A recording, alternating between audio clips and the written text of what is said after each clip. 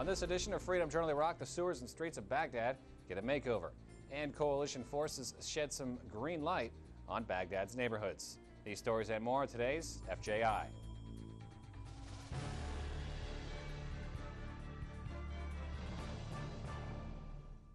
Hello, I'm Air Force Sergeant Braden Smith. Welcome to this edition of Freedom Journal Iraq.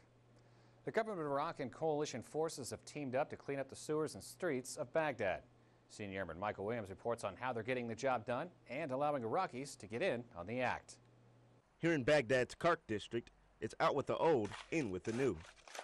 Iraqi contractors, along with Gulf Region Division Corps of Engineers, are replacing storm draining lines, inlets, and manholes in an effort to give residents a sewer system that doesn't leak in the streets. Connection that's getting ready to get installed into this sewer line that goes. Because of the tight alleys, it's hard to get large construction equipment into the neighborhood, so local workers do most of the work manually. The Iraqis don't mind a hard day's work, though, especially since so much good is being done. Construction sites in Iraq are often viewed as targets by insurgents and terrorists. But the Iraqi security personnel who secure this site say the neighborhood is very secure, evidenced by the sight of children playing safely in the streets all day long.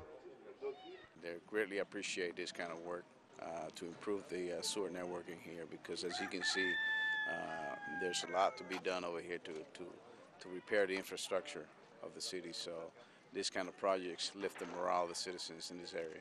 The Gulf Region Division Corps of Engineers and the government of Iraq continue to work on projects like these across Iraq.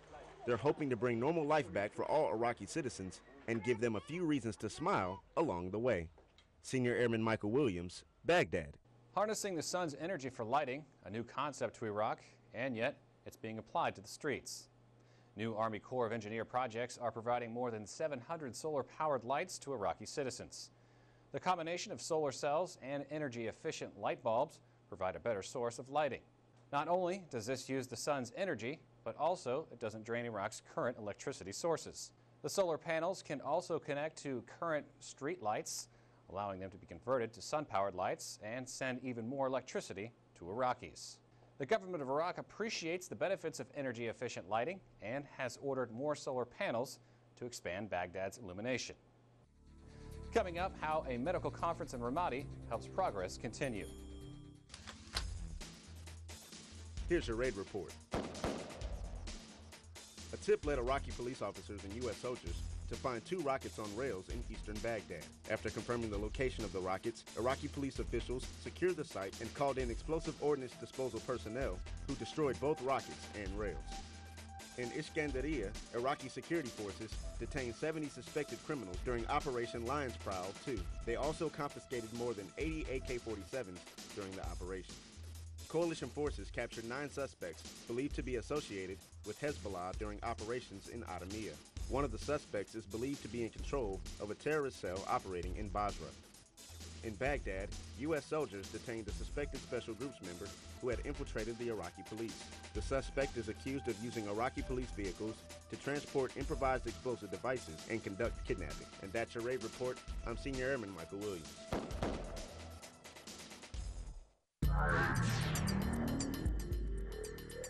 Here are the latest Operation Iraqi Freedom headlines. The King of Jordan concluded his visit to Iraq following meetings with Prime Minister Maliki. Before leaving Iraq, King Abdullah said the existence of a strong Iraq will strengthen the entire Arab nation. Kuwait, Bahrain, Morocco, Jordan, Algeria, and the United Arab Emirates will open embassies in Baghdad during the next 2 months, due to the latest security improvements and Iraqi diplomatic successes. Prime Minister Maliki ordered a temporary stop to military operations in Diyala. The suspension of operations allows terrorists one last chance to give up their weapons and surrender. Major General Hertling said none of the 4 provinces in his area of operations are at an acceptable level of security, but there have been significant improvements, including a decline in attacks. Those are your headlines from around the region. I'm Airman First Class Shaylin Jordan. The city of Ramadi has overcome an insurgent activity which plagued the area just 2 years ago. Marine Staff Sergeant Amy Forsyth tells us how the restored order allows the citizens to get the care they need. Local doctors and surgeons gathered at Ramadi's General Hospital for a 4-day medical conference in late July. More than 100 doctors from the local area attended lectures and Q&A sessions ranging in topics from treating migraines to operating room procedures. 2 American doctors from New York City, sponsored by the State Department, traveled to Anbar Province and attended as guest lecturers. Their fundamental training is excellent. Their diagnostic skills are excellent. They desperately need a whole support structure. The conference was the first of its kind and a prototype for the Iraq health industry. It was coordinated through the Embedded Provincial Reconstruction Team based at Camp Ramadi. Dr. Michael Carey, a retired Army colonel, provided overwatch as a team of Iraqi surgeons removed a brain tumor from a 25-year-old Ramadi man. The Iraqi doctors are extremely well versed in the theory of surgery, the theory of medicine, and they know how to do surgery. They do an amazing amount of surgery with equipment that would be substandard in 1920 for the United States. Despite not having the most modern equipment, both doctors agreed the hospital and staff are providing the best care possible to thousands of citizens who need it most. I came away with a great deal of hope. During the conference, Dr. Kavanaugh made time to meet with parents of a sick child who were desperate for answers as to why their son wasn't feeling well. Meanwhile, Dr. Carey was interviewed by several local media organizations interested in the outcome of the conference. Hospital officials wrapped up the conference by unveiling their new MRI machine. Reporting from Ramadi, Iraq, I'm Staff Sergeant Amy Forsyth. The partnership between Iraqi and coalition forces is essential to the mission in Iraq. Army Sergeant Kirk Wilson explains how a new communication center is making it easier to understand each other. Communication is vital in day-to-day operations in Iraq. It can even save lives. That's why the village of Yathrib, outside of Joint Base Balad, has a new Joint Services Communication Center, or JSCC. This new office helps coordinate information between Iraqi police, Sons of Iraq, Iraqi Army, and coalition forces. JSCC, is not GCC, but small. Just we want to get the information to be together with the coalition forces and with the IPs, and to get more intelligence in the area to tracking the bad guys.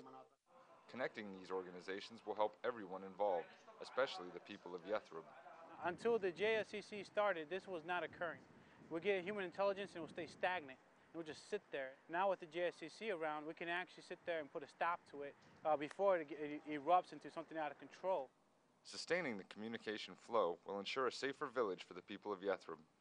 I'm Sergeant Kirk Wilson with the 215th MPAD, reporting for the 3rd Expeditionary Sustainment Command. Support troops in Kirkuk have a program helping to regenerate enemy weapons. The program is taking weapons out of the insurgents' hands and giving them back to Iraqi security forces. Specialist Jason Jordan has a story. The Bravo Maintenance Company, 10th Brigade Support Battalion, with the 1st Brigade Combat Team, 10th Mountain Division, is part of a program that regenerates Iraqi security forces with weapons. The process is called the Captured Enemy Weapons, or CEW, retrograding program, which repairs weapons captured from insurgents. The weapons are brought into the Bravo Company's area of operations, logged into the system, stored, and maintained until they are put into Iraqi security forces' hands. Reporting for the 1st Brigade Combat Team, 10th Mountain Division, in Kirkuk, Iraq, I'm Specialist Jason Jordan. And that wraps up this edition of our program. Be sure to log on to mnf-iraq.com, where you can learn all about the progress coalition forces are making throughout the country. If you have story ideas, we'd love to hear them. Just email us at fji@iraq.centcom.mil. From all of us here at AFN and Freedom Journal Iraq, thanks for watching, and we'll see you next time.